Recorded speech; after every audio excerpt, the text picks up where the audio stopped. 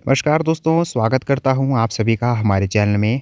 दोस्तों, आज जो क्वेश्चन मैं आपको कराऊँगा, वह है दंड की अवधारणा के विषय में मनु के विचारों की आलोचनात्मक व्याख्या कीजिए। Critically examine Manuj view on the concept of दंड। दोस्तों, सबसे पहले हम परिचय लिख लेते हैं। मनुस्मृति में दंड की अवधारणा अत्यंत महत्वपूर्ण है। मनु के अनुसार दंड समाज में व्यवस्था और न्याय बनाए रखने का एक अनिवार्य साधन है।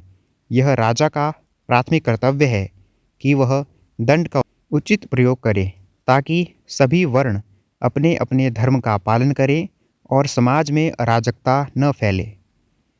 अब हम देख लेते हैं मनु के दंड संबंधी विचार। दंड का अर्थ। मनु के लिए दंड का अर्थ केवल शारीरिक दंड या सजा नहीं है, बल्कि यह कानून, न्याय और शासन की समग्र शक्ति का प्रतीक है। यह वह शक्ति है जो दुष्टों को नियंत्रित करती है और सज्जनों की रक्षा करती है। दंड का उद्देश्य। धर्म की रक्षा। दंड का मुख्य उद्देश्य धर्म, कर्तव्य और नैतिकता की रक्षा करना है।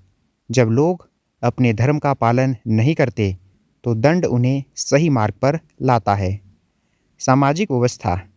समाज को 4 वर्णों ब्राह्मण, क्षत्रिय, वैश्य, शूद्र में बांटा गया है। दंड यह सुनिश्चित करता है कि प्रत्येक वर्ण अपने निर्धारित कर्तव्यों का पालन करे, जिससे सामाजिक संतुलन बना रहे। भय का निवारण।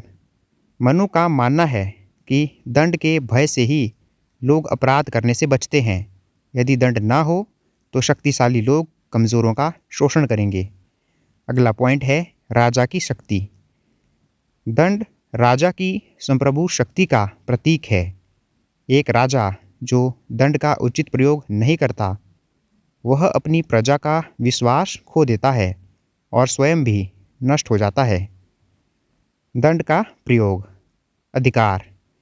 केवल राजा को ही दंड देने का अधिकार है। निष्पक्षता। मनु ने राजा को निर्देश दिया है कि वह दंड देते समय निष्पक्ष रहे। उसे मित्र, शत्रु, पुत्र या गुरु के बीच भेदभाव नहीं करना चाहिए। अनुपात। दंड अपराध की गंभीरता के अनुपात में होना चाहिए। अपराध जितना गंभीर होगा, दंड भी उतना ही कठोर होगा। दोस्तों, अब हम आलोचनात्मक व्याख्या देख लेते हैं।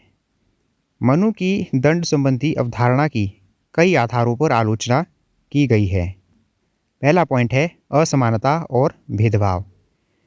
दंड का वर्ण आधारित प्रावधान आधुनिक न्याय सिद्धांतों के खिलाफ है। आधुनिक कानून सभी नागरिकों को समान मानता है और समान अपराध के लिए समान दंड का प्रावधान करता है।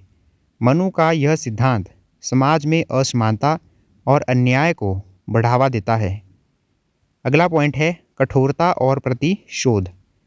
मनु ने कुछ मामलों में बहुत कठोर और क्रूर दंडों का प्रावधान किया है, जैसे शारीरिक विच्छेदन या मृत्युदंड। आधुनिक न्याय प्रणाली का उद्देश्य अपराधी को सुधारना भी है, न कि केवल उसे कठोर दंड देना। राजा की निरंकुशता। यद्यपि मनु ने राजा को निष्पक्ष रहने का निर्देश दिया है, लेकिन दंड की शक्ति का राजा में केंद्रीकरण निरंकुशता को बढ़ावा दे सकता है।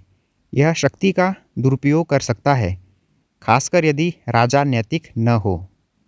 अगला पॉइंट है दोष का निवारण नहीं। मनु ने दंड को मुख्य रूप से एक निरोधक और प्रतिशोधात्मक साधन के रूप में देखा। उन्होंने अपराध के मूल कारणों जैसे गरीबी, शिक्षा की कमी या सामाजिक असमानता को दूर करने के लिए कम ध्यान दिया है। इस आधार पर भी उनकी आलोचना की जाती है।